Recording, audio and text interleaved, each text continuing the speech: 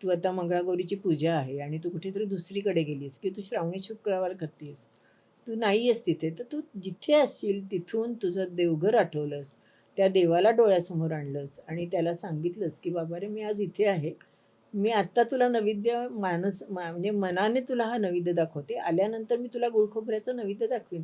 किंवा जो कोणी घरात असेल त्याने जरी त्या दिवसापुरतं गुळखोबऱ्याचा नैवेद्य दाखवला तरी सुद्धा तो देवापर्यंत पोचतो. ह्या ज्या गोष्टीमध्ये आपण जर अडकलो गेलो ना की हे नाहीच झालं तर काय होईल, हो. असं झालं तर देव रागवेल का, या पाच चुका करू नका, असं काहीच नाहीये. हां. देव इतका निष्ठुर नाहीच आहे, तो हातात छडी घेऊन बसलेलाच नाहीये खरंय. की तू चुकली असता आज मी तुला त्रास देतो, असं नाहीये देवाचं. घाबरू नये हे पहिल्यांदा आपण आयुष्यात लक्षात ठेवलं बरोबर. पाहिजे. कुठल्याही गोष्टीचं टेन्शन नको, हं. कुठल्याही नसावं, त्याच्यातनं मार्ग निघतो. जरा वेळ तुला टेन्शन आलं की तू शांत बस. हं. कुठल्याही देवाचं तू चिंतन करते म्हणजे काय करते की तुझी कॉन्सन्ट्रेशन तुझं होतं, मग बरं. त्यातनं तुला मार्ग शोधतात बरं. आणि देव तर पाठीशी असतोच. अगदी बरं. नमस्कार मंडळी, मी स्मिता शेवाळे. चहाची कॉफी स्मिता बरोबर या इन्फॉर्मेटिव्ह गप्पा सत्रामध्ये पुन्हा एकदा सगळ्यांचं अगदी मनापासून स्वागत आहे. आज आपल्या स्टुडिओमध्ये अनुराधा मावशी आलेल्या आहेत. अनुराधा तांबोळकर. खरं सांगायला गेलं तर आपली भारतीय संस्कृती ही इतकी समृद्ध आहे. व्रतवैकल्य, सणवार इतक्या गोष्टी वर्षभरात घडत असतात. तर ती व्रतवैकल्य करणं का गरजेचं आहे? सणवार का बरं करावेत? हे ते त्यांच्या चॅनलवर इतक्या सुंदर पद्धतीने सांगत असतात. शिवाय त्या इतक्या मस्त स्वयंपाक बनवतात. सुगरण आहेत. म्हणजे आज सुद्धा त्या आल्या तेव्हा त्यांनी माझ्यासाठी छानपैकी बनवून आणला होता एक काय होतं ते? हां, इडलीचा एक प्रकार होता तो. स्टार्टर बनवून आणला होता त्यांनी आणि अ, मला खुश केलं त्यांनी, कारण सकाळपासून मी पण काही खाल्लं नव्हतं. तर अशा या प्रेमळ मावशी आज या स्टुडिओत आलेले आहेत. मला अत्यंतिक आनंद आहे, कारण खूप दिवस झाले मी स्वतः त्यांचे चॅनलवरचे व्हिडिओज बघत होते आणि मला खूपदा असं वाटत होतं की अरे त्या स्वतः जर मला भेटल्या तर काय मजा येईल. आणि आज तो योग जुळून आलेला आहे. तर मी त्यांचं स्वागत करते. मनापासून स्वागत तुमचं आमच्या या छोट्याशा स्टुडिओमध्ये. आणि तू पण मला इतकं प्रेमाने आणि असं छान बोलवलं म्हणून तुझ्याकरता पण खूप खूप धन्यवाद. काय तुमच्या इतके व्हिडिओज चॅनलवरचे व्हिडिओज बघितले आणि मला असं वाटलं की किती छान पद्धतीनं तुम्ही समजावून सांगता. आजकाल ना काय माहिती आहे का, असं समजावून सांगणारं कोणी राहिलेलंच नाही आहे किंवा ते कोणाला ऐकायची पण इच्छा नाही आहे. पण म्हणून ऐकायची इच्छा नाही म्हणून कोणी सांगायचंच नाही हेही बंद झालं आहे आता.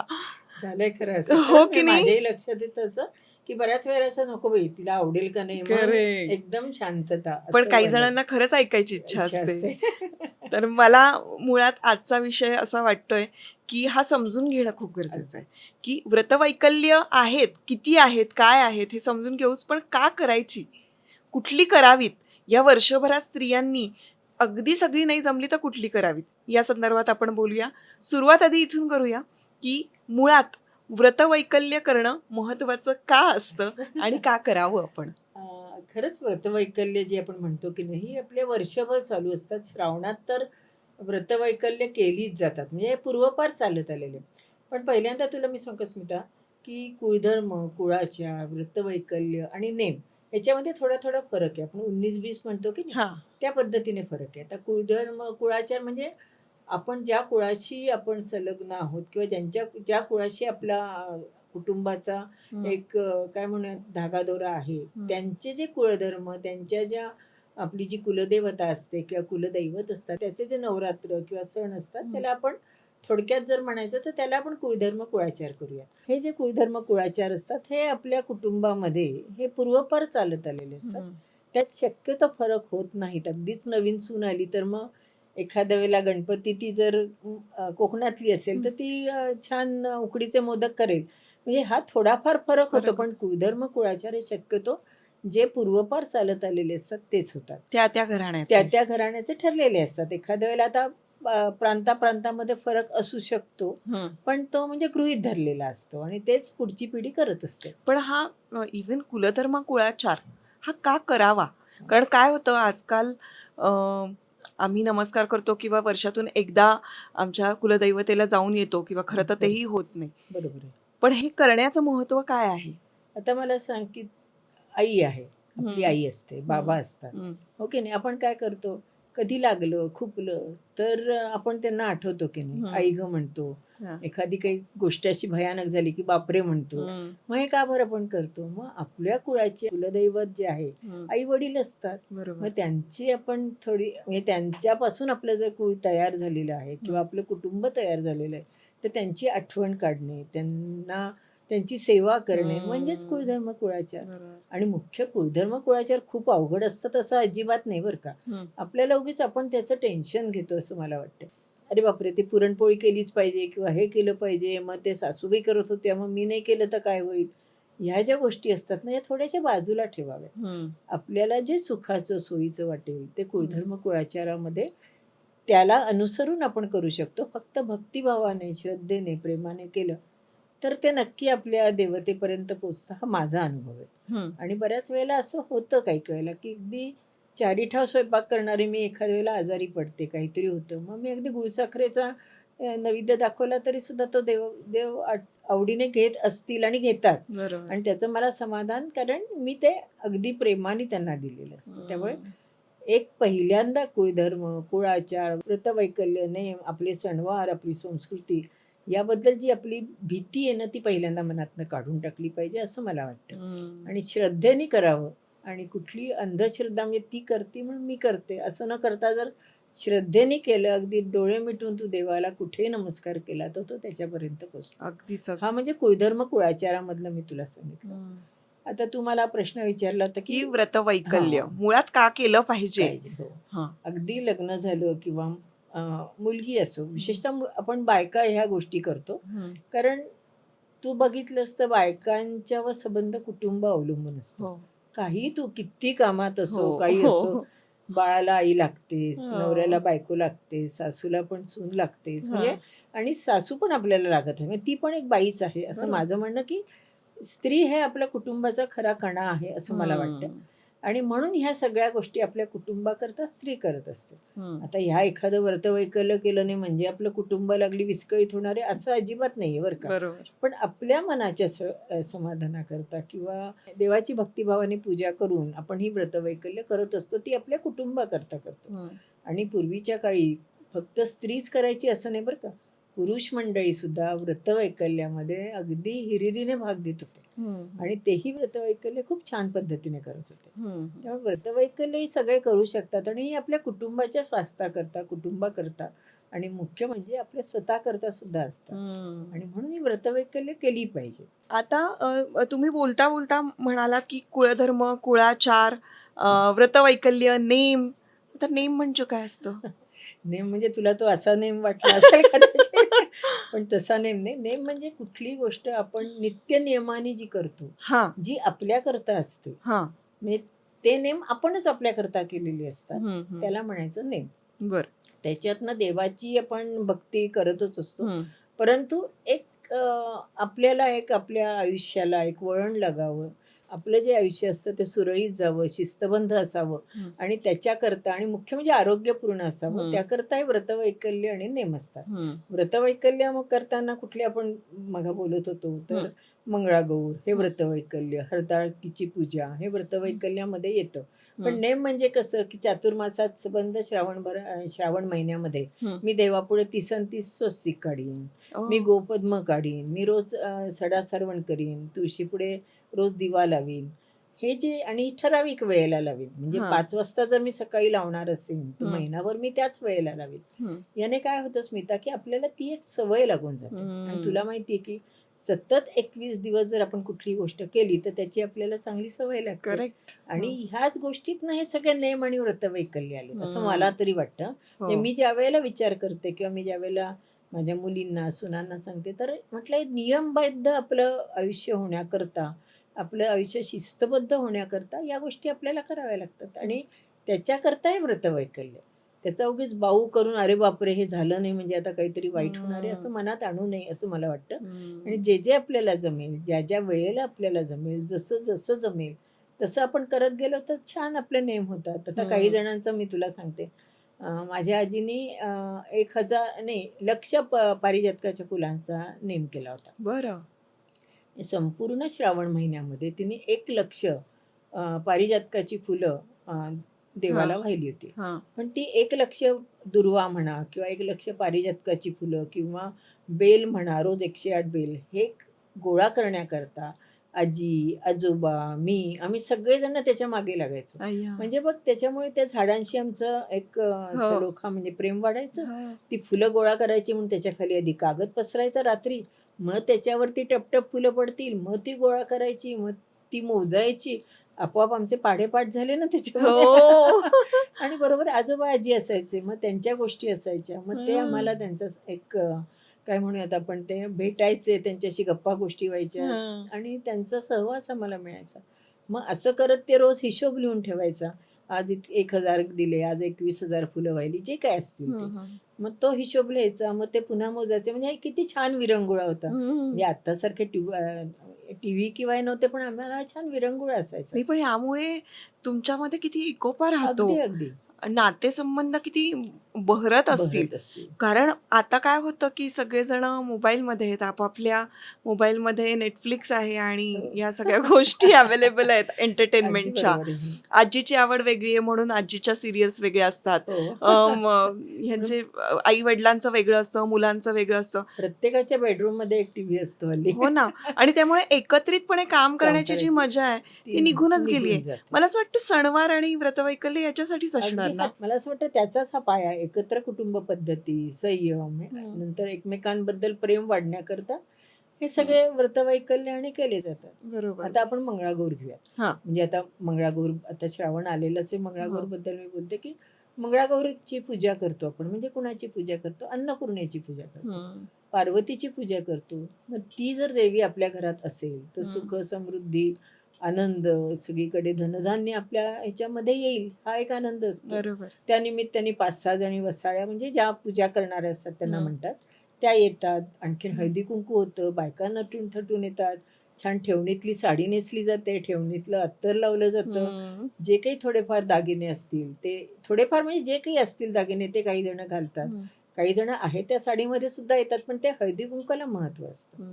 त्याला तुम्ही केवढ्याचं देतायत वस्तू. आता कसं होतं की खूप व्हरायटी आली, त्यामुळे तू हे दिलं तर मी ते देईन किंवा आणखीन हे काहीतरी देईन. तसं त्यावेळेला नव्हतं. खणानाराने ओटी भरली तरी सुद्धा खूप असायचं, कारण वर्षाला 6-7 ब्लाऊज घरामध्ये असणं हे सुद्धा आमच्या दृष्टीने खूप होतं. खरंय. त्यामुळे आम्ही हळदी कुंकाची वाट बघायचो. म्हणजे माझ्यापेक्षा माझ्या आजीचं मी जास्त सांगते की त्यावेळेला तो खण आला, मग तो मॅचिंग बिचिंग काही नसायचं बरं का. छान तो खण आलाय ना, तर आधी तो शिंप्याकडे शिवायला देऊयात. म्हणजे हा आनंद असायचा. बायकांना काय द्यायचं. मग आता चैत्र गौर असायची. आता चैत्र गौराचं हळदी कुंकू आपण म्हणतो, हे व्रतवैकल्यामध्येच मोडतो की नाही. त्यावेळेला सुद्धा बघ ना, हरभऱ्याची डाळ केली जाते, कैरीची. म्हणजे कैरी अवेलेबल असते, हरभऱ्याची डाळ असते. हरभऱ्याच्या डाळीमध्ये किती प्रोटीन्स असतात. फुटाणे त्यावेळेला दिले जातात. शुक्रवारच्या हळदी कुंकाला याला पन्ह दिलं जातं आणि पन्ह दिलं गेलं की ते कैरीचं आहे पुन्हा. म्हणजे ज्या गोष्टींची आपल्याला उन्हाळ्यामध्ये आवश्यकता आहे त्या गोष्टी तुम्ही दिल्या जातात त्यावेळेला. शुक्रवारची हळदी कुंकू जे श्रावणातलं शुक्रवारचं हळदी कुंकू करतो त्यावेळेला आपण फुटाणे देतो. फुटाण्यामध्ये किती प्रोटीन्स आहेत. आणि आता तर सगळेजण सत्तूचं पीठ खा वगैरे म्हणतात, पण आम्ही बालपणापासून खात आलेलो आणि त्यामुळे कदाचित अजून आमची तब्येत चांगली असेल असं वाटतं की फुटाणे येता जाता भूक लागली की फुटाणे खाल्ले जायचे, दाणे खाल्ले जायचे. काजू बिजू नसायचे घरामध्ये, त्या ती कोपऱ्यात आजीने कुठेतरी असे लपवून ठेवलेले असायचे, पण या गोष्टी इझिली अवेलेबल असायच्या. आणि म्हणजे हे तुला मी असं सांगितलं की प्रत्येक सणावारांना जे जे पदार्थ आपण नैवेद्य म्हणून दाखवतो ते सुद्धा किंवा व्रतवैकल्यला असतात ते सुद्धा आपल्या आरोग्याशी निगडीत असायचं. आणि म्हणून ते करावे असं तुझा प्रश्न मला विचारला की का केले पाहिजे, तर या गोष्टी आरोग्याशी निगडीत आहेत आणि आपलं आरोग्य आपण सांभाळलं पाहिजे. ते या व्रतवैकल्यात सांभाळलं जातं. आता जी व्रतवैकल्य आहेत ती इतकी आहेत की आजकाल आमच्या पिढीला काही माहितीच नाहीये. बरोबर आहे. म्हणजे सासूनी सांगितलं किंवा आईनी सांगितलं तर तेवढं ठीक आहे, पण त्या व्यतिरिक्त ही बरीच आहेत. आणि मग त्यातली नेमकी आता कुठली करावी असा प्रश्न तर आहेच आहे. पण एक साधारण आम्हाला ही सगळी व्रतवैकल्य कळतील, माहिती होतील असं आम्ही कुठे माहिती करून घेऊ शकतो? आता खरं म्हणजे आमच्यासारखे जर कुठे असतील वयस्कर मंडळी त्यांनाच विचारावं लागेल, कारण आमच्या काळी त्या गोष्टी खूप व्हायच्या. आता बघ एकादशी आपण करतो. आता ते ते सुद्धा एकादशीचं व्रतच असतं बरं का. हम्म. तर एकादशी आपण करतो तर दिवसभर उपास करतो. हो. मग आठवड्यातनं एक दिवस हा देवीचा आहे, एक हम्म. गणपतीचा आहे, शंकराचा आहे. एक दिवस उपास म्हणजे काय, लंघन झालं. हा. आता आपण म्हणजे डाएट. हां, नाही. आता मी तुला तेच गंमत सांगते, की आता आम्ही YouTubeवर दाखवतो, की अप्पे करा, डोसे हा, करा. हा. असं नसायचं त्यावेळेला. फक्त एक ग्लासभर दूध, एखादं फळ म्हणजे केळबीळ असेल तर, हा. नाहीतर मूठभर दाणे खाल्लेत. साबुदाणा पण नसायचा त्यावेळेला एवढा अवेलेबल. थोडासा केला तर साबुदाणा, खिचडी केली तर, नाही तर भगर वगैरे खाल्लं. रताळे उकडून खाल्ले, बटाटे उकडून खाल्ले. म्हणजे मग उकडून खाल्लं जायचं. म्हणजे आम्हाला मिळत नव्हतं असं नव्हतं, पण उपास हा जास्तीत जास्त देवाच्या जवळ आपण सान्निध्यात जावं म्हणून तो उपास असायचा. बरोबर. आणि लंघन झालं, आरोग्य सांभाळलं गेलं. म्हणजे शेवटी काय, की सगळे व्रतवैकल्य हे आरोग्यापाशी येतात. हो. आणि ते जर तुम्ही आठवड्यातनं एक दिवस उपास केला कडकडीत, तर कशा आपण आजारी पडू?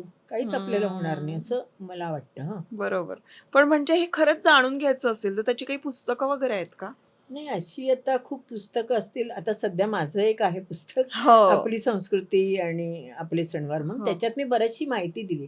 पण त्याच्यात सुद्धा मी एक आजी म्हणून माहिती दिली, की एक आजी आपल्याला कसं सांगेल, की हे असं करावं. पण कुठली गोष्ट मी सांगते स्मिता, तुला जर समजा नाही जमत आहे, तू आता मंगळागौरीची पूजा आहे आणि तू कुठेतरी दुसरीकडे गेलीस, की तू श्रावणी शुक्रवार करतेस, तू नाही आहेस तिथे, तर तू जिथे असशील तिथून तुझं देवघर आठवलंस, त्या देवाला डोळ्यासमोर आणलंस आणि त्याला सांगितलंस, की बाबा रे, मी आज इथे आहे.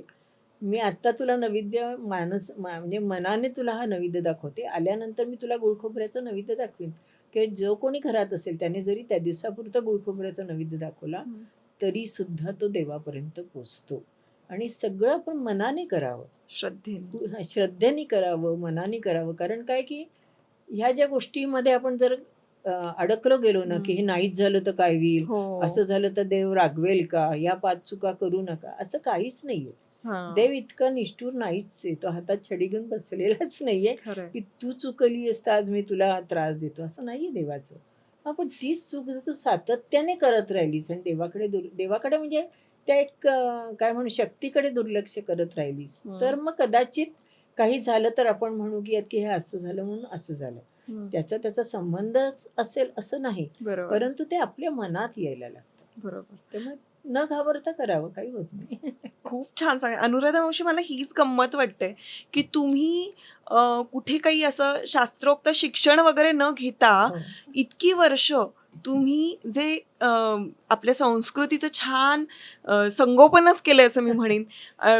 तुमच्याकडे जे आलं ते अनुभवानी तुम्ही ते जपलं आणि आता ते तुम्ही पुढे सांगायचा प्रयत्न करता आहात. आणि तुला स्मिता एक सांगते, की ह्याचं सगळं क्रेडिट माझ्या आजीला आणि आईला जाईल. बरं. कारण त्या पण अशा म्हणजे सगळं करणाऱ्या होत्या, पण त्यातनं मार्ग काढणाऱ्या होत्या. आणि नेहमी कुठली गोष्ट असेल ना, त्यातनं जर तुम्हाला मार्ग काढता आलं पाहिजे. कुठली गोष्ट असेल ना, मग ती स्वयंपाक करताना असो, देवाची पूजा असो, की कुठलेही घरातले प्रॉब्लेम असतील, त्यातनं मार्ग जर एकदा काढायला शिकलो ना आपण, बरोबर, तर कुठल्याही गोष्टीचा आपल्याला त्रास होत नाही असं मला वाटतं. अगदी बरोबर.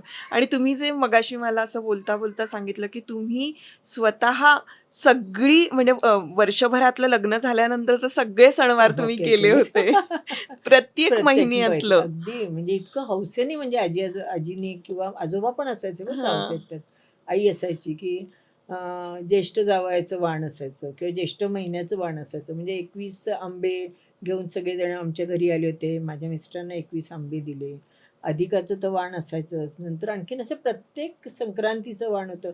संक्रांतीला तर मी तुला सांगते, माझे मिस्टर डॉक्टर आहेत, तर त्यांना त्यावेळेला काही इतकं अवेलेबल नव्हतं. तर तो कार्डबोर्ड घेऊन, त्याची गाडी करून, त्यावर हलवे चिटकवून, त्यांना स्टेथोस्कोप, एक छान घर तयार करून, त्यावर दवाखाना लिहून इतकं कौतुकाने केलेलं होतं. 1.5 ते 2 किलो साखरेचा हलवा आजीने माझ्या एकटीने घरी केला होता. आणि पूर्वी घरी करत होते हलवा. ते सुद्धा 30-40 पदार्थांवर असायचं. भोपळ्याच्या बिया, खसखस, बडीशोप, साबुदाणा, आणि मग त्या दोऱ्यामध्ये ओवून त्याच्या सगळ्या गोष्टी केल्या जायच्या.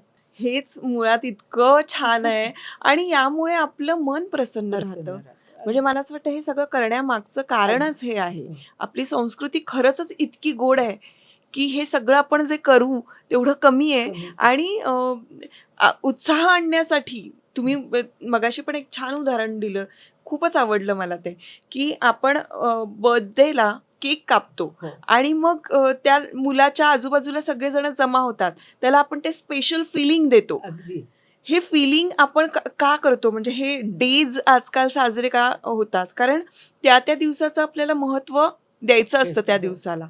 पण मग हे व्रतवैकल्यांमध्ये आणि सणवारांमध्ये आहे की अगदी हेच आहे त्याच्यामुळे सगळं. सगळे आपण एकत्र पण येतो अगदी आणि अगदी ह्या गोष्टी घडायला हव्यात असं मला आता तू वाटतं. आपण बोललो त्यावेळेला मग आणि तू आता वाढदिवसाचा उल्लेख केलास त्याच्यावर ना, ज्यावेळेला आपल्याकडे वाढदिवस साजरे होतात हां. तर आपण काय करतो, तारखेने करतो. हं. आपण तिथी लक्षात ठेवत नाही. हं. मग पूर्वीच्या काळी ना तिथीने वाढदिवस केले जायचे. हो. मग त्याला छान तेल लावून आंघोळ घालायची, कपडे घालायचे नवीन, मग द्यायचे कपडे नवीन. एकच हां. असायचं काहीतरी, जो काही हं. असेल फ्रॉक असायचे आम्हाला, एक परकर पोलकं काय जे काही असेल ते द्यायचं, त्यांना ओवाळायचं. हं. मग प्रत्येकजण आठणे रुपया द्यायचा, पण त्याचं इतकं अप्रूप असायचं ना, की असं वाटायचं किती छान आहे हे. हो. मग ते जे तुम्ही स्पेशल आहात, तुम्हाला हं. ओवाळलं जातंय, मग ते ओवाळताना त्याच्याभोवती गोल गोल बघायचं, हं. ते कुंकू लावताना असलेला आनंद, हे म्हणजेच आजकालचा वाढदिवस झाला ना गं. बरोबर.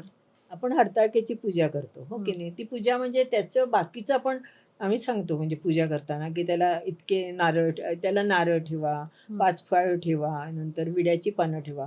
पण ही तयारी करताना आनंद खूप होत असतो की हो, नाही आपल्याला, की अगं निश्चितच. बाई ते हे फळ नाहीये, मग माझ्याकडे 5 नाही, मग 1 ठेवला तर चालेल का?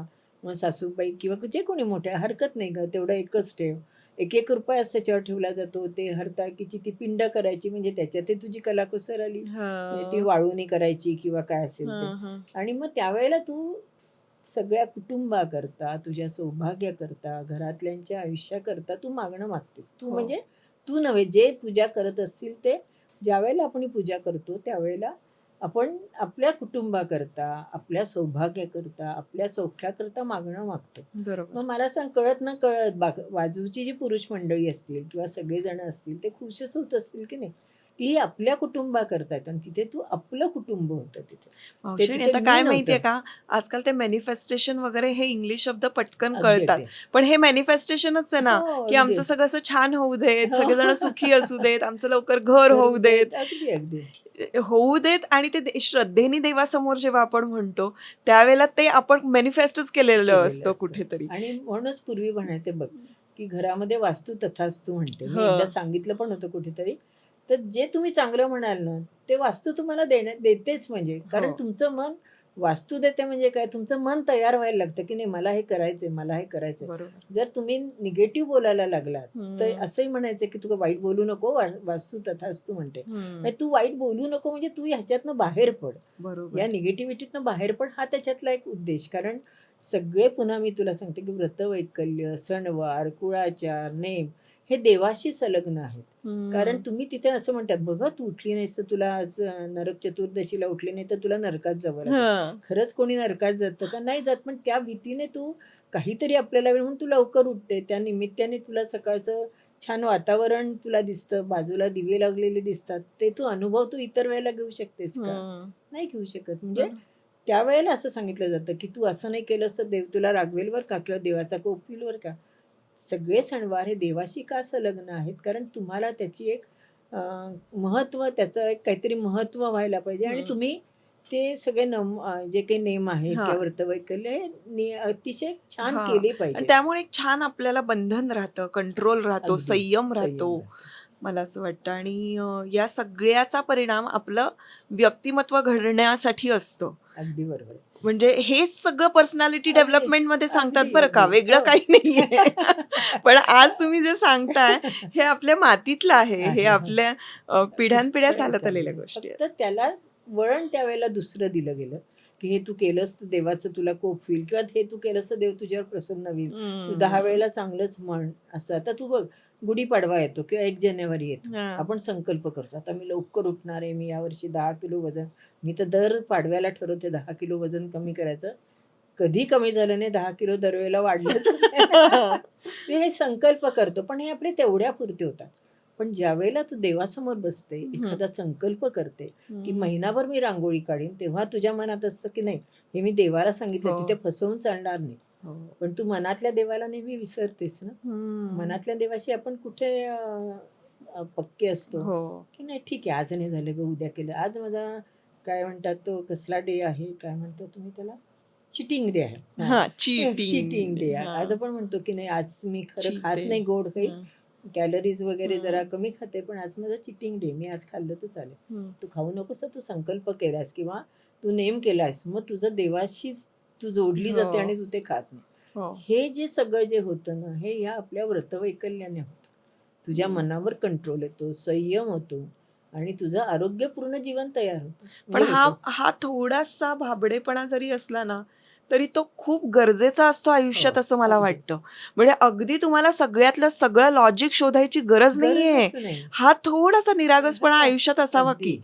म्हणून मला असं वाटतं पूर्वी जे नवस बोलले जायचे ते पूर्ण व्हायचे. हो, हो. कारण ते इतकं निरागसतेने व्हायचं. आता कसं लॉजिक ठेवून मागितलं जातं. नक्की मिळणार आहे का, करेक्ट. होणार आहे का, ते हा. झालं तर त्याच्यातनं काय निष्पन्न होणार आहे, मग तू केलं तर काय आणि होतं. हे पॉसिबल आहे का, मी एवढं सगळं करते हे, याच्यातच आपण इतके अडकलेलो असतो. त्यामुळे मागताना सुद्धा इतकं भीत मागतो. तर म्हणजे हा देवासमोर भाबडेपणा आपण असावा. थोडक्यात काय, श्रद्धेनी मनोभावे आपण जे करू ते देवापर्यंत पोहोचत असतं आणि ही श्रद्धा मनामध्ये ठेवायला हवी. मग ती कुठल्याही बाबतीत असे नका, कामाच्या बाबतीत किंवा देवाच्या बाबतीत. बरं, आता काय झालंय माहितीये का, सगळेजण एवढे बिझी झालेले आहेत. करायची इच्छा खूप असते, म्हणजे मला सुद्धा हो, बरोबर. करायची इच्छा भरपूर असते, पण एवढं सगळं नाही जमत. हो. तर मग असे काही वर्षभरातली काही व्रतवैकल्य आहेत का, की किमान एवढं स्मिता तू केलंस ना तरी सुद्धा चालणार आहे. आणि माझ्यासारख्या अशा बऱ्याच माझ्या मैत्रिणी आहेत असतात, बरोबर की आहे. त्यांना असं वाटेल की तुम्ही ह्या गोष्टी सांगा आम्हाला, एवढ्या करायला या, आम्ही निश्चितपणे निश्चित करू. करूया. अगदी पहिले तुला सांगू का, की कुठलेही व्रतवैकल्य करताना मनातली भीती काढून टाकावी, हा. की हे नाही झालं तर काय होईल. आता हं. समजा मी एखादी गोष्ट तुला सांगितली की नाही स्मिता, हे करायला पाहिजे बरं का, हे तू केलंस तर छान होईल असं मी सांगितलं, पण तुला ते नाही जमलं. तर पहिल्यांदा एक लक्षात, आपण पहिली गोष्ट, पहिला पाया आहे की मनात भीती नसावी. जे काही तुम्ही कराल ते श्रद्धेने करा, मनापासून करा, देवाच्या अगदी चरणापाशी जाऊन करा. देव तुमचं काही, म्हणजे देवापर्यंत त्या गोष्टी पोचतात, ह्याचा बरोबर. मला अनुभव आहे आणि ह्या गोष्टी होतातच. हम्म. म्हणजे मी सुद्धा स्वामी समर्थ किंवा गजानन महाराज सगळ्यांचं करते, म्हणजे करते म्हणण्यापेक्षा जेवढं मला सेवा करता येईल तेवढे त्यांचं नामस्मरण करते. पण त्याच्यातनं लक्षात येतं, ज्या वेळेला आपल्याला अडी अडचणी येतात त्यावेळेला त्याच्यातनं मार्ग आपल्याला म्हणजे दाखवतात ते स्वामी. मार्ग आपल्याला त्याच्यातनं आपल्याला दाखवला जातो. तोच पाया आपल्या व्रतवैकल्याचा आहे. बरं. आपले व्रतवैकल्य अगदी ज्येष्ठ पहिला आपला चैत्र महिना घेऊया, हा. पाडव्यापासून आपण सुरू करू. मी बरं. 2-4 तुला मी सांगते. हा. पाडव्याला आपण गुढी उभी करतो, छान. त्याच्यामध्ये बघ, तू गुढी उभी करताना कडुलिंबाचं झाड गुढी उभी करताना तू कडुलिंबाची पानं आणते. तू त्यावेळेला कडुलिंबाच्या फुलांची पानांची त्यावेळेला तू फुलांची किंवा कडुलिंबाच्या पानाची छान चटणी करतेस. म्हणजे हे सगळं काय असतं, ते देवाला हवं म्हणून करतो का? नाही, ते आपल्या शरीराला हवं असतं. त्याच्यातनं निर्जंतुक आपलं म्हणजे शरीर होतं. तू बघतेस की त्या तेलामध्ये कडुलिंबाचा म्हणजे कडुलिंब आपण वापरतो. स्किनचे काही प्रॉब्लेम्स असेल ते कडुलिंब वापरतो.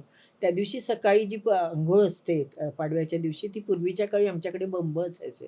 त्या बंबामध्ये कडुलिंबाची पानं टाकली जायची. रटारटा बंब उकळला गेल्यानंतर त्या कडुलिंबाच्या पानाने आम्हाला अंघोळ घातली जायची.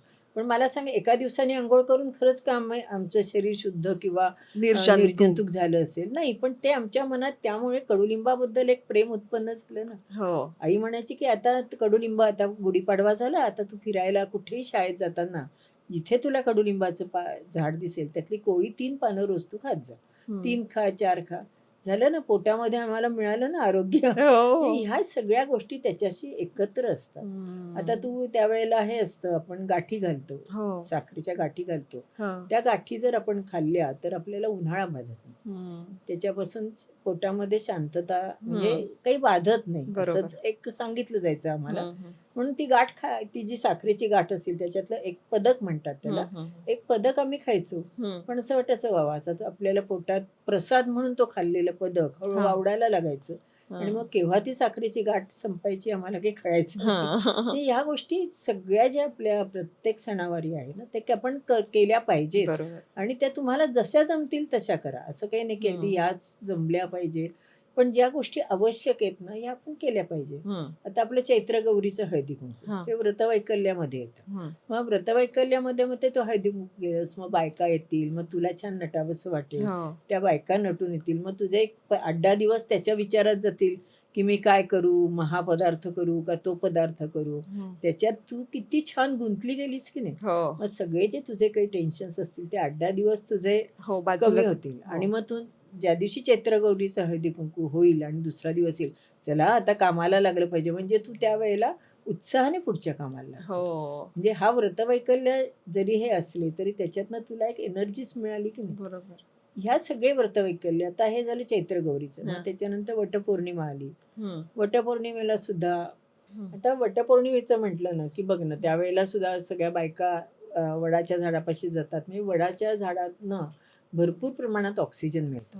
आणि म्हणून त्या निमित्ताने बायका घरात असायच्या, चुली समोर असायच्या, धुराचे त्या प्रादुर्भाव त्यांच्यावर झालेला असायचा. धुराचा प्रादुर्भाव ते कदाचित त्यांच्यावर झालेला असेल आणि म्हणूनच वडाच्या सान्निध्यात ज्या वेळेला त्या जायच्या त्यावेळेला ते ऑक्सिजन, ती ऊर्जा त्यांना मिळायची ना. बरोबर. म्हणून त्या 3 प्रदक्षिणा त्यांना घालणं किंवा हे करणं हे सगळं पुन्हा तुमच्या आरोग्याशी निगडीत येतं. आणि म्हणून ती वडाची पूजा करायची. आणि हे आपण का करतो तर आपल्या कुटुंबाकरता.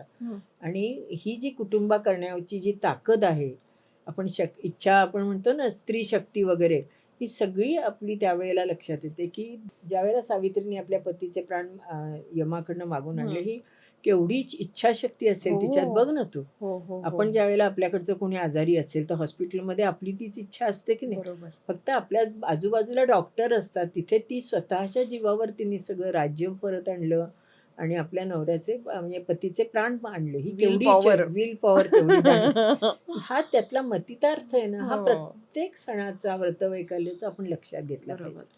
फार खोलात जायची गरजच नाहीये की असंच का झालं असेल, खरंच असेल का, खरंच आणले असेल का, मग ते प्राण त्याने हातातनं आणले का आणखीन पिशवीतनं आणले, याच्याशी आपल्याला काहीच नाही. आपण फक्त सावित्रीने केलेलं जे काही त्याच्याकरता कष्ट, तिची इच्छाशक्ती आणि ह्या ज्या गोष्टी ह्या लक्षात आणाव्यात असं मला वाटतं. बरोबर. आता आपण पाहिलं की वटपौर्णिमा किंवा वडपौर्णिमा म्हणतात, तिथे आपण नवऱ्याकरता, पतीकरता, आपल्या कुटुंबाकरता करतो. आता श्रावणामध्ये श्रावणी शुक्रवार आपण करतो, ते कोणाकरता करतो, मुलांकरता करतो. म्हणजे बघ पुन्हा कुटुंब आलंच की आपण आपल्या मुलाकरता या गोष्टी करतो. त्याच्याकरता आपण ज्या वेळेला आपण जसं वाढदिवस साजरे करतो त्यावेळेला आपण कसं त्यांना काय म्हणालीस तू मग अटेन्शन त्यांना असतं ना पूर्ण. बरोबर. त्यावेळेला आपण वाढदिवस करतो त्यावेळेला त्यांना अटेन्शन देतो. श्रावणी शुक्रवारी सुद्धा तसंच करतो. त्यांना ओवाळतो, नंतर त्यांना फुटाणे देतो, त्यांच्याकरता त्यांच्या आवडीचा काही स्वयंपाक केला जातो. म्हणजे मुलांनाही वाटतं की आज आई आपल्याकरता करते, मुलांनाही वाटतं आज आजी मला ओवाळतीये. आज भाऊबीजेला आहे, भाऊबीजेला बहीण ओवाळते. मग त्यावेळेला भावाच्या मनात येतं ना, अरे बहीण माझ्याकरता काय करते, किंवा बहिणीच्याही मनात येतं की भाऊ माझ्याकरता किती श्रेष्ठ आहे ते. या प्रत्येक सणामध्ये माझ्या दृष्टीने भाऊ बहीण नातं जे आहे ना ते जोडण्याचा प्रयत्न केला. आता आणखीन आपण श्रावणच घेतलाय तर आपण आता आणखीन याच्यामध्ये श्रावणी शुक्रवार तसं श्रावणात आपण मंगळागौरीची पूजा करतो. आता मंगळागौर म्हणजे कोण, पार्वती. पार्वती म्हणजे कोण, अन्नपूर्णा. म्हणजेच मग आपण अन्नपूर्णेची पूजा करतो. आपल्या घरामध्ये धनधान्य भरपूर व्हावं, सुख समृद्धी यावी म्हणून मंगळागौरीची पूजा करतो. मग आता एखाद्या वेळेला पहिले 5 वर्ष तर आपण दणक्यात मंगळागौर करतो. पहिल्या वर्षी तर अगदीच दणक्यात असतो. म्हणजे तो एक सोहळा पण होतो, व्रतवैकल्य पण होतो आणि आनंद पण निर्मिती होते. परंतु पुढच्या 4-5 वर्ष तुला शक्य नसतं. मग ज्या वेळेला मंगळवार श्रावणातला असेल, तू जिथे असशील तिथे मी म्हटलं तशी मानस पूजा केलीस आणि आपल्या घराकरता सगळ्यांकरता जरी तू मनोभावे मागितलंस, जाताना पर्समध्ये छोटीशी साखर घेऊन गेलीस आणि ज्या देवासमोर जाशील तिथे तू ती साखर नैवेद्य म्हणून ठेवलीस तरी सुद्धा चालू शकते. शेवटी देव हा भक्तीचा भुकेला हे आपल्याला पहिल्यापासून माहिती आहे. मग अशा तऱ्हेने करू शकतो आपण. म्हणजे व्रतवैकल्य म्हणजे अगदी चौरंग मांडला पाहिजे, तिथे अन्नपूर्णेची स्थापना केली पाहिजे, मंगळागौरीची स्थापना केली पाहिजे, हे अगदी आवश्यक आहे. पण नाही जमलं तर लागली घाबरून जाऊ नये आणि आपल्याला जसं शक्य आहे ते करावं. पण एक मात्र स्मिता नक्की आहे बरं का, की एका वर्षी नाही जमलं तर पुढच्या वर्षी सुद्धा शक्य नाही. मागच्या वर्षी केलं होतं ते देवाला चाललं होतं, मग आता कोणी मला म्हटलं नाही तर मी यावर्षी तसंच करीन. तर शक्यतो असं करू नये. जेवढं शक्य तुला माहिती की आता मंगळागौरीला तुला पूजा करायची तर बघ जमलं तर 2 तास जरा लवकर आलीस घरी किंवा कामं करून तू तिकडे म्हणजे पूजा करून एक अर्ध्या तासात होते. हम्म. तू कामाला गेलीस तरी चालू शकते. हो. म्हणजे घरातल्यांना आनंद मिळतो, दुसरं बरोबर. काही नाही. नाही. आणि मुळात का करावं हे तुम्ही सांगितलेलंच आहे. हा म्हणजे त्याची कारणं ही कारणं- पटणं फार क्वचित लोकांना पटतीलही, हो, कारण हा प्रत्येकाचा चॉईस Choice झालाय आहे, आता. अगदी अगदी. पण हा खूप बाकी आपण सगळीकडे खूप हॅपीनेस आनंद शोधण्यासाठी जातो, तो इथेच कुठेतरी आपल्या संस्कृतीमध्ये आहे, आपल्या पिढ्यानपिढ्या चालत आलेल्या गोष्टींमध्ये आहे. तर हे नक्कीच. तर मग आपण ते आता करायला हवं. आणि ही मला कायम असं वाटतं की माझा मुलगा आता 11 वर्षाचा आहे, मी जर या गोष्टी केल्या नाही तर त्याच्यापर्यंत जातील कशा या? अगदी बरोबर. आणि शेवटी आपण हॉटेलमध्ये जातो, जेवतो, तर का का बरं जातो? तर सगळ्यांना आनंद मिळावा, छान हो. जेवण मिळावं. मग हेच जर आपण आनंदामध्ये जर केलं, तुम्ही जर टेन्शन घेऊन, अरे बाबा आज शुक्रवारी मला हे करावंच लागेल, नाही तर ते आपल्या घरी करतात, तर नाही केलं तर कसं होईल? असं म्हणून जर तुम्ही मुलांसमोर केलं, तर मुलांना त्याचंही टेन्शन यायला लागतं. बरोबर. काही नाही रे, आज शुक्रवार आहे ना, आज मी छान तुला ओवाळणार आहे, मी आज पुरणपोळी केली आहे. पण पोळी करायला मला जमलं नाही, मी नुसतं तुझ्यापुरतं पुरण केलंय. हा. त्याची आपण आरती करूया, चालेल ना तुला? असं जर मुलांना विश्वासात घेऊन जर आपण केलं, किंवा प्रत्येक सासूने सुनेला असं विश्वासात घेऊन केलं, तर मला वाटतं व्रतवैकल्य, सणवार ह्याचं कुणालाच टेन्शन येणार नाही.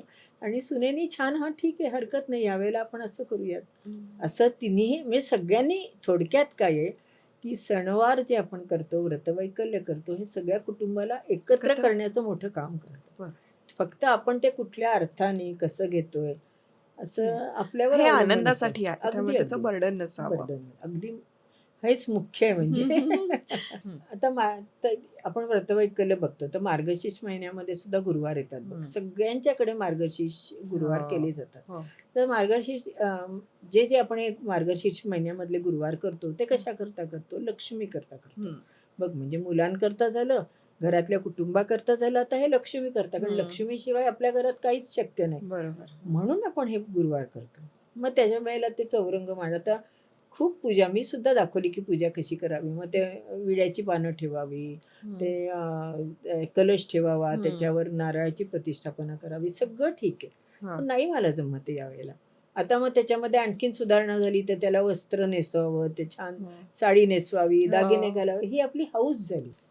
पण मुळात जी आपण ह्या ज्या पूजा करतो, ह्या आपण आपल्या समाधानाकरता, आपल्या भक्तीकरता करतो. त्यामुळे त्याच्यावर जे आपण नारळ किंवा श्रीफळ ठेवतो, श्रीफळ म्हणजेच लक्ष्मीचं रूप आहे. मग त्याला तुम्ही नटवायला सजवायला तिची एवढी काही आपल्याकडनं अपेक्षा नसते. पण मग तू इतकी छान नथ घातली म्हणून मी लागली बाजारात जाऊन नथ आणायची, असं नाही मला शक्य आता. म्हणजे माझ्या हातात एवढे पैसे नाहीयेत, किंवा मला आता शक्य नाहीये परिस्थिती. साध्या पद्धतीने सुद्धा अगदी होऊ करू शकतं. शकतो. काही त्याला एक तुम्ही कापड, त्याला छान खण आपण गुंडाळला, हार घातला आणि मनोभावे पूजा केली, नाही 5 फळं, 1च फळ ठेवलं, तरी सुद्धा चालू शकतं. अशी माझी एक भावना आहे. आणि मी केलेलं आहे असं, की दुसरीकडे बघून लागली आपण तसं करायला गेलो ना, तर दरवेळेला जमेलच असं नाही. पण तू आज लक्ष्मीची पूजा करतेस, मग तू लक्ष्मीचा चेहरा म्हणजे लक्ष्मीची मूर्ती डोळ्यासमोर आणून तिला तुझ्या ज्या काही गोष्टी आहेत त्या जर सांगितल्यास, आणि मला तू प्रसन्न हो आणि कर असं म्हटलं, तर लक्ष्मी देते सगळं. आता ज्येष्ठ गौरी असते की नाही, तर त्यावेळेला माझा एक नेम आहे, ज्येष्ठ गौरी असू देत, गणपती असू देत, सगळ्यांची जेवणं खावणं झाली, खावणं म्हणजे सगळ्यांची जेवणं वगैरे झाली की सगळेजण आपापल्या कामाला गेले किंवा आपल्या आपल्या ह्याच्यात गेले की मी मस्त मस्त गौरीपाशी जाते.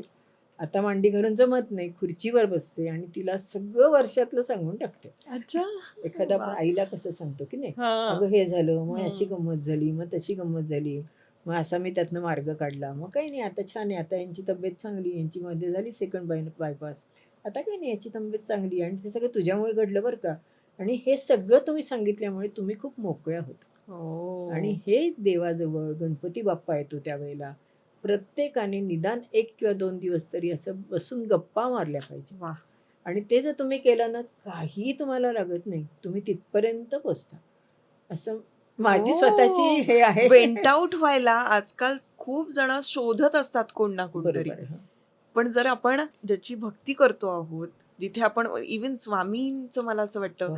की स्वामींपाशी पण मनापासून आपण एखादी गोष्ट बोलली, आपण ते मनातल्या गोष्टी बाहेर काढतो, वेंट आउट करत तर असतो. हो. बऱ्याच जण बोलता बोलताच आणि आपल्याला सोल्युशन्स मिळतात. मिळतात, अगदी मिळतात ना. आणि मग मी म्हणते की मग ती प्रचिती असते, ती हो. स्वामींनी दिलेली बुद्धी असते, देवाने दिलेली बुद्धी असते आपल्याला. कारण तिथे तुझं कॉन्सन्ट्रेशन झालेलं असतं. करेक्ट. आणि ज्या वेळेला तुम्ही शांत होता त्यावेळेला तुम्हाला मार्ग सुचतो. हा आपल्याकडे पहिल्यापासून नियम आहे. आणि त्यामुळेच तू त्या देवापर्यंत पोहोचतेस, त्यातनं मार्ग करण्याची तुझी एक तुला चालना मिळते आणि ती बरोबर. आपल्याला देवाकडून मिळत असते. आणि म्हणून ही सगळी व्रत वैकल्य असतात. बरोबर. मग हे झालंच पाहिजे असं म्हणून तुम्ही करू नका. जे तुमच्याकडे अगदी तांब्याचा असेल, चांदीचा नाही तांब्या तुमच्याकडे ठेवताना, साधं पितळेचा तांब्याचा असेल तरी सुद्धा चालू शकतो. आणि त्याच्यावर तुम्ही पूजा करून अगदी दूधसाखरेचा नैवेद्य दाखवला तरी सुद्धा देवीला चालतं. पण तुम्ही त्या दिवशी उपवास केला, देवी का बरं उपवास केला की तुमचं कॉन्सन्ट्रेशन वाढतं. पोटभर जेवल्यानंतर मी देवाला नमस्कार केला तर मी आधी पोटावर हात ठेवेन, काय छान तुडुंब पोट भरले आता मी नमस्कार करतो, तर असं नसावं. जे कराल ते मनोभावे भक्तीने केलं तर पोचतं. वा वा, खूपच छान तुम्ही माहिती सांगितली. आणि त्याच्यामुळे काय झालं माहितीये की हा थोडासा भाबडेपणा आपल्या आयुष्यात असावा अगदी हे खरंच कळतं याच्यातून. आणि आपल्या परंपरा इतक्या छान आहेत, आपल्या चालत आलेल्या गोष्टी ह्या इतक्या छान आहेत, ह्या पुढच्या पिढीपर्यंत पोहोचायला हव्या. पाहिजे. ही आपली संस्कृती जपायला अगदी, हवी. आता तुला म्हणजे माझ्या आजीचं उदाहरण दे. 1932 सालची खानदेशची माझी आजी बॅडमिंटन चॅम्पियन होती. आणि तरी सणवार सगळे करतच होती. म्हणजे असं नाहीये की तुम्ही हे सणवार करताय म्हणजे तुम्ही त्यात अडकलाय. आज गौरी आहे तर 3 दिवस आपण गावाला जाताना 3 दिवस रजा काढतोच की ग. मग एखादा दिवस काढला तर काय हरकत आहे असं मला वाटतं. कारण आज तुमची माहेरवाशीण घरी येणार आहे, आज बहीण येणार आहे, मैत्रीण, तर तू आपण म्हणतोच ना, आज मी माझ्याकडे भिशी आहे, मी इतकी मस्त मजा करणार आहे. मग ती पण तुमच्याकडे माहेरवाशीण आलेली आहे. मग तिच्या करता मग हळदी कुंकू म्हणजे काय असतं, ती माहेरवाशीण आली आहे, तिला आपल्या आजूबाजूच्या मैत्रिणी भेटाव्यात, तिच्याशी गप्पा व्हाव्यात, तिला आनंद व्हावा की माझं माहेर किती छान आहे, सुबत्ता आहे, सगळे येतात जातात, हा तिला आनंद मिळावा म्हणून आपण हळदी कुंकू. बरोबर. आणि ते करणं मग 5 बायका आल्या काय, 10 बायका आल्या काय, त्यांना तुम्ही केवढ्याचं दिलं, या तिला बिचारीला काहीच नसतं. ती फक्त तुम्ही आलेली प्रत्येक बाई आनंदात आली आहे ना, तू तिच्याशी छान वागतीयेस ना, हेच तिला हवंस. आपण माहेरी गेल्यावर आपल्याला काय वाटतं की आई हसतीये ना, घरात आनंदाचं वातावरण, याशिवाय आपल्याला काय हवं असतं. तसंच सगळ्या देवांचं असतं असं मला वाटतं. अगदी तुम्हाला वाटतं म्हणजे हे सगळं तुमच्या अनुभवात आहे आणि म्हणून तुम्ही एवढे अजूनही गोड दिसता, एवढं तेज आहे तुमच्या चेहऱ्यावर. आणि हे सगळं मला असं वाटतं की इतकी वर्ष तुम्ही हे सगळं करत आलेला आहात, त्याचंच हे फळ आहे. कारण हे जे सगळे विचार आहेत ना स्मिता, हे मला माझ्या आजीपासून मिळाले. की ती मला समजावून सांगायची की नाही अगं, होतं हे असं, झालं तरी काही घाबरू नकोस. म्हणजे घाबरू नये हे पहिल्यांदा आपण आयुष्यात लक्षात ठेवलं. की कुठल्याही गोष्टीचं टेन्शन नको, कुठल्याही नसावं, त्याच्यातनं मार्ग निघतो. जरा वेळ तुला टेन्शन आलं की तू शांत बस.